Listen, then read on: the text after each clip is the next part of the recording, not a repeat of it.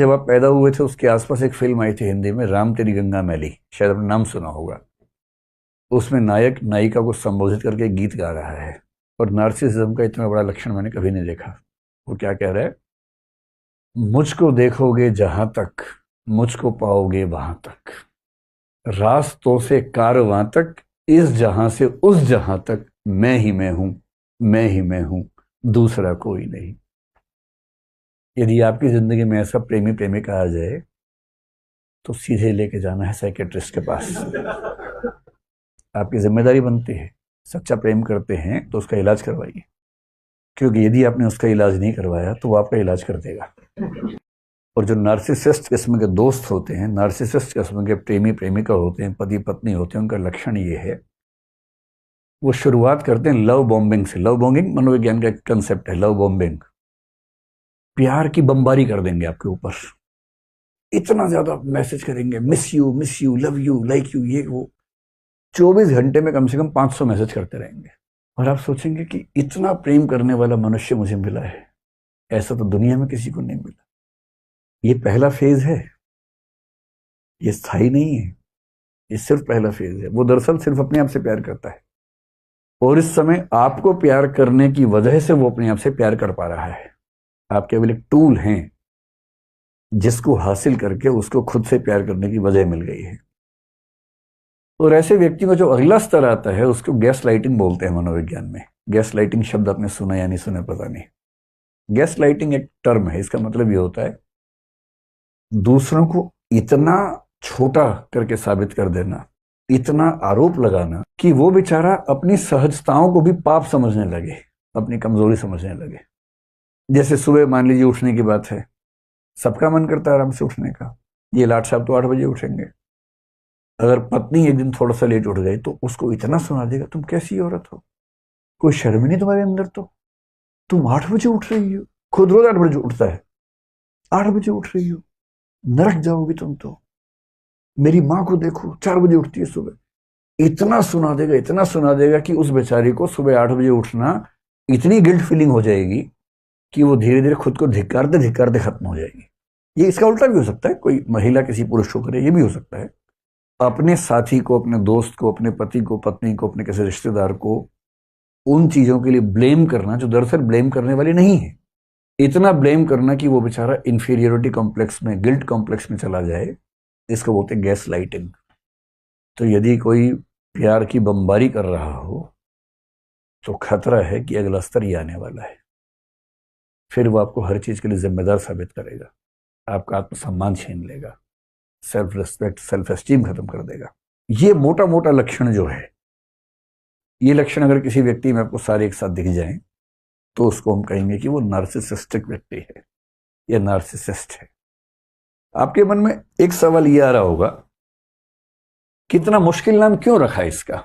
इसके पीछे एक कहानी है, और उस कहानी का जो केंद्रीय चरित्र है उसका नाम है नार्सिसस। और नार्सिसस के नाम से इसका नाम पड़ गया नार्सिसिज्म। दरअसल कहानी 2 कैरेक्टर्स की है, एक नार्सिसिस है और एक इको है, या एको है, जो भी आप बोलते हैं उसको। देखिए, दुनिया के सभी धर्मों में जो शुरुआती कथाएं हैं, कहानियां हैं ना, बहुत रोचक कहानियां हैं। उन कहानियों का एक पर्पस क्या होता है कि नैतिक विचार सिखाने के लिए कहानी का इस्तेमाल करें। जब आप छोटे थे, आपको याद होगा, आपके पेरेंट्स आपको कहानियां सुनाते होंगे। आपकी पीढ़ी तो नहीं सुना पा रही है, जब आप पेरेंट्स बनेंगे तो कहानियां शायद नहीं सुना पाएंगे, क्योंकि बच्चा सुनना भी नहीं चाहेगा। वो कहेगा आप चुप रहो, मैं टीवी में देख लूंगा, डोरेमोन आ रहा है मैं उसकी कहानी सुन लूंगा, और शिनचैन आ रहा है मुझे उसमें ज्यादा रुचि है, आपकी कहानी में कम रुचि है। लेकिन आज से 1-2 पीढ़ी पहले तक सारे बच्चे कहानियां सुन सुन के बड़े हुए हैं। और पेरेंट्स की कोशिश क्या होती थी, कहानियों के माध्यम से बच्चों को नैतिक मूल्य सिखा दें। ये दुनिया के हर समाज में होता था। और बच्चे कई मुश्किल सवाल पूछ लेते हैं, उनका जवाब देने के लिए भी कल्पनाएं कर लेते हैं। जैसे मैं सोचता हूं कि ग्रीक समाज में किसी बच्चे ने पूछा होगा कि जैसे आप कहीं जंगल में जाके जोर से आवाज दें तो वो आवाज बार बार रिपीट होती है, बाद में एक होती है, तो बच्चे पूछते होंगे कि ये आवाज कहां से आ रही है। अब उस समय फिजिक्स इतनी विकसित नहीं थी कि फिजिक्स के बेस पे इसका आंसर आप दे सकें, तो फिर लोग कल्पनाएं कर लेते हैं। उन्होंने कल्पना कर ली कि ये जो आवाज है, इस आवाज के पीछे एक कहानी है बेटा, और वो जो कहानी है वो कहानी ये कहानी है। तो ये क्या कहानी है सुन लीजिए, फिर आपको पूरा अंदाजा हो जाएगा कि ये शब्द कहाँ से पैदा हो रहा है। एक बहुत प्रसिद्ध लेखक हुए हैं रोमन लिटरेचर में, ओविड नाम के। उनका एक महाकाव्य आपने नाम सुना होगा, मेटामॉर्फोसिस उसका महाकाव्य का नाम है, जो सीजर ऑगस्टस के समय में लिखा गया था, यानी कि ईस्वी पूर्व 27 से ईसा पश्चात 14 के बीच में कभी लिखा गया था, मतलब ईसा मसीह के दौर में लिखा गया था लगभग। उसमें जो भाग 3 है उसमें एक कहानी आती है, ये वाली कहानी। क्या कहानी है? ग्रीक कहानी है, ग्रीस की, यूनान की कहानी है। ये एक लड़का था नार्सिसस, और ये कौन था? तो एक देवता है, नदियों के देवता ग्रीस में। जैसे हमारे यहाँ होता है ना कि वर्षा के देवता, सूर्य देवता, चंद्र देवता, वहां भी खूब देवता माने जाते थे उस समय में। तो जो नदियों के देवता थे, सिफिसस बोलते थे उनको, और साथ में एक अप्सरा थी। अप्सरा शब्द यहां भी खूब चलता है ना, हमारे यहाँ मेनका को अप्सरा माना गया। और कौन अप्सराएं हैं? उर्वशी है, रंभा है ना। अप्सराओं की कहानी यहां भी है, वहां भी होती है अप्सरा की कहानी। निम्फ बोलते हैं, NYMPH। निम्फ का मतलब होता है अप्सरा ग्रीक लिटरेचर में। तो एक अप्सरा थी वहां जिसका नाम था लिरियोपे। तो लिरियोपे नाम की अप्सरा और सिफिसस नाम के नदी देवता का जो पुत्र था उसका नाम था नार्सिसस। में एन लिख देता हूं। अब अप्सरा का बेटा है, देवता का बेटा, तो स्मार्ट, सुंदर तो होगा ही होगा, बहुत ही सुंदर था। हमें अक्सर गलतफहमी ये होती है कि अपनी सुंदरता की वजह हम है, जबकि हम होते नहीं उसकी वजह। तुक्के से मिली होती है वो, तो है ना। तो इस बेचारे को ये नहीं पता था जो आपको पता है कि तुक्का है। इतना सुंदर था कि इस पे वो गाना सूट करता है, मैं इतना सुंदर हूं, मैं क्या करूं क्या करूं। सच में सूट करता है। इतना सुंदर था कि जो इसको देखता था पागल हो जाता था, इतना सुंदर। तो जितना सुंदर था उतना घमंडी भी था, घोर अहंकारी। अब कई लड़कियां इसको प्रपोज करती थी। भाई अगर कोई आपको प्रपोज करे, मान लीजिए, और आप नहीं पसंद करते हैं, तो कायदे से, विनम्रता से, डिसेंसी के साथ मना कर सकते हैं। सबसे अच्छा तरीका आप ये कहें कि मैं माफी चाहता हूं, मैं पहले से कहीं जबान दे चुका हूं, वायदा कर चुका हूं। बेशक ना दियो, कम से कम उसका अपमान तो नहीं होगा, सम्मान के साथ मना कर दीजिए। और कुछ लोगों से मजा नहीं आता, उनको मजा आता है नीचा दिखाने में। कोई आपके पास आके बोले कि आप मुझे अच्छे लगते हैं, आप बोले तू शीशा देखा है कभी? अरे भाई अपनी औकात में रह के सपने देखा कर। अजीब हाल है, भिखारी कहीं का। तो अब ये क्या तरीका हुआ मना करने का? अरे मना ही करना है तो कायदे से मना कीजिए ना। आपका जीवन आपकी संपत्ति है, समझ में आ गया। आप अपनी पसंद का व्यक्ति चुनेंगे, समझ में आता है। पर आप किसी का भी अपमान करते चलेंगे, ये तो सही बात नहीं है। इस घमंडी लड़के को इस बात का एहसास नहीं था, खूब अपमान करता था। किसी लड़की ने आके बोला, उसको इतना नीचा दिखाता था कि तू अपना मुंह देख, कैसी है तू, ये है वो है। पर लड़कियां बेचारी उसके बाद जीना भूल जाती थी कि इतना अपमान कर दिया है, विष का घूंट पीती थी। अच्छा, एक कहानी पढ़ के लगता है कि उस समय के ग्रीक समाज में शायद होमोसेक्सुअल रिलेशनशिप्स को लेकर भी बहुत तनाव नहीं था। क्योंकि कहानी में ये भी आता है कि एक लड़का भी इस पे दीवाना हो गया था। वो लड़का बोला कि तलवार, मतलब वो आया उसके पास कि मैं आपके लिए जान दे सकता हूँ, मैं कुछ भी कर सकता हूँ, मैं चाहता हूँ आपके साथ जीना। तो उसने कहा जान दे सकता है तो जान दे दे। वो अवाक रह गया, तो उसे तलवार निकाल के दी कि ले जान दे दे भाई, इतना ही शौक है तो। उसने सच में अपनी गर्दन काट दी और मरने से पहले भगवान से प्रार्थना की कि इस आदमी को सबक सिखाना कि जितना नीचा दिखाता सब लोगों को। पर इसको एहसास था नहीं इस बात का। उसी समय एक और लड़की थी, वो लड़की एक अप्सरा थी बेसिकली। उसका नाम था एको, या इको कह लीजिए। खूब अच्छा बोलती थी, बहुत सुंदर थी। और एक देवी वीनस ने उसको एक बार ये कहा था कि तुम सबसे सुंदर अप्सराओं में से एक हो। बड़ी तारीफ की उसकी। बड़ी चंचल थी, खूब बोलने में शौकीन थी। एक बार इसने क्या किया कि देवताओं के एक देवता वहां बृहस्पति नाम के, जुपिटर जिनको हम बोलते हैं, जुपिटर के साथ एक खेल कर दिया। जुपिटर की पत्नी जूनो, उसको क्या कर दिया, आजकल की भाषा में क्या बोलेंगे उसको, वो जो सोशल मीडिया में दिखता है, प्रैंक। हाँ, प्रैंक कर दिया, उसके साथ प्रैंक कर दिया। तो जूनो को गलत फहमी पैदा कर दी कि उसका पति बाजार गया हुआ है, जबकि वो गया नहीं हुआ था।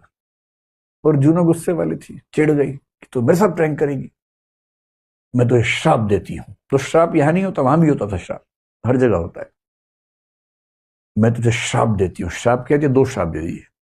पहला, तू अपनी ओर से कोई भी वाक्य बोल ही नहीं पाएगी। और दूसरा, अगर किसी और ने कोई वाक्य बोला होगा तो तू केवल उस वाक्य के अंतिम कुछ शब्दों को ही दोहरा पाएगी। इको ऐसे ही होती है ना, तो पूरा इको की कहानी बना दी है। अब तू अपनी ओर से कोई नया वाक्य नहीं बोल सकती, और जो वाक्य बोला गया है उसके अंत के कुछ शब्दों को दोहरा सकती है, इतना ही बोलने का अधिकार तेरे पास है। उसके बाद से बेचारे सोचिए, इतनी सुंदर योग्य युवती थी और बेचारी बोल नहीं पाती है। खैर, जिंदगी जी रही थी किसी तरह से। एक दिन नार्सिसस अपने दोस्तों के साथ शिकार खेलता हुआ जंगल में गया। और जब जंगल में गया तो बाई चांस ऐसा हुआ कि ये अलग हो गया, इसके दोस्त कहीं चले गए, ये गुम हो गया।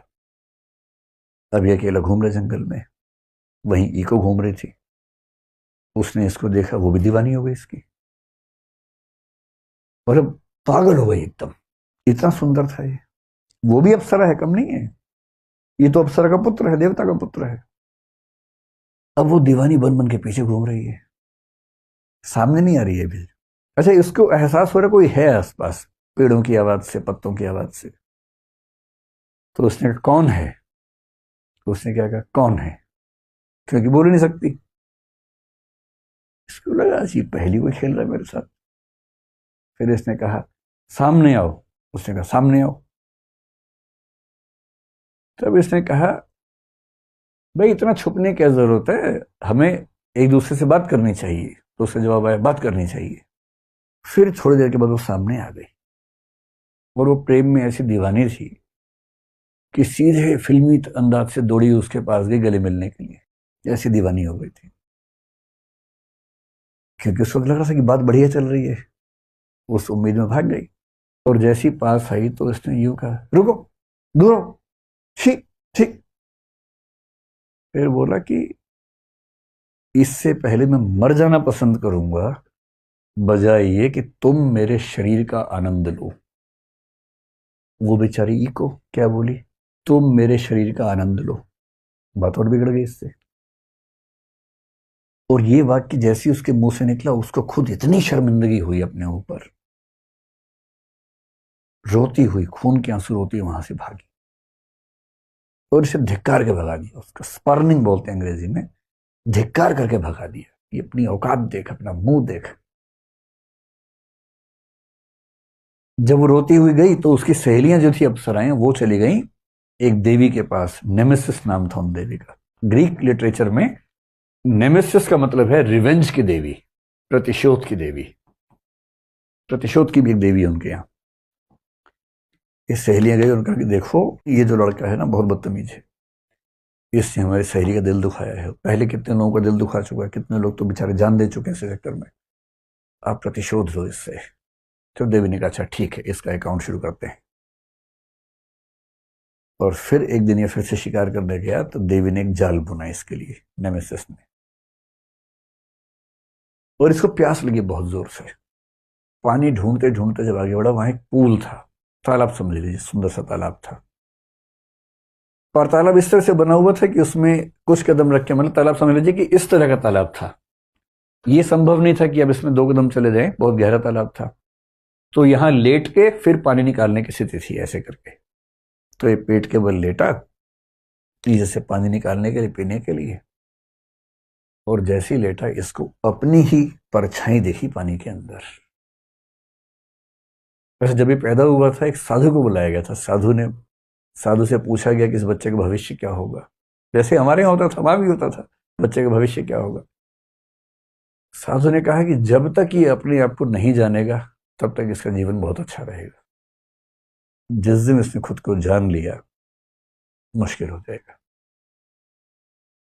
और आज उसने पानी में अपने रिफ्लेक्शन को देख लिया। जैसी देखा, ये खुद दीवाना हो गया। अच्छा, इसको ये नहीं पता था कि वो रिफ्लेक्शन है। उस समय तक विज्ञान उतना विकसित नहीं था कि समझ जाए कि रिफ्लेक्शन है। उसको लगा कोई और है, पानी के अंदर का देवता है शायद कोई। ये इतना पागल हो गया, जितनी पागल इको हुई थी इसके लिए उतना ही पागल हो गया। और सहेलियों ने यही कहा था कि इसको भी ये पीड़ा समझ में आनी चाहिए कि जब हम किसी से प्रेम करते हैं और वो जब हिकारत से बात करता है तो कैसा लगता है। अभी बेचारा उससे कह रहा तुम कौन हो दोस्त, वो जवाब ही नहीं दे रहा। मजे की बात है, एक लड़का एक लड़के से ही कह रहा है, और ग्रीक लिटरेचर में इस बात को लेकर तनाव नहीं है उस समय।